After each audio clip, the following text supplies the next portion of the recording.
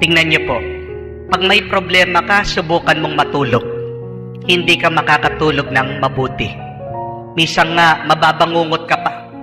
Natutulog ka na, napapaniginipan mo pa yung iyong problema. Amen? At pagkagising mo, pagod na pagod ka. Ang sakit-sakit ng iyong katawan.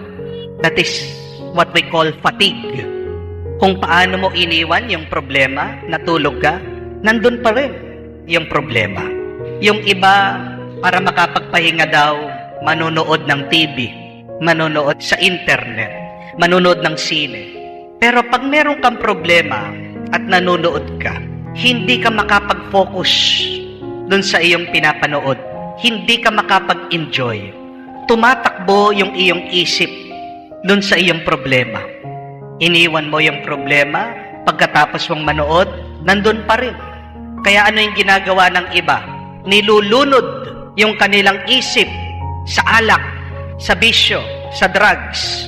Yan yung ginagawa ng iba. Para saan? Para makalimutan yung problema. Nilulunod yung kanilang damdamin, yung kanilang alaala. Para hindi nila maisip, para hindi nila maalaala. Pero, pagkatapos mong uminom, maghihimasmas ka, mas malaki pa yung problema. Dahil may problema ka na, masakit pa yung ulo mo.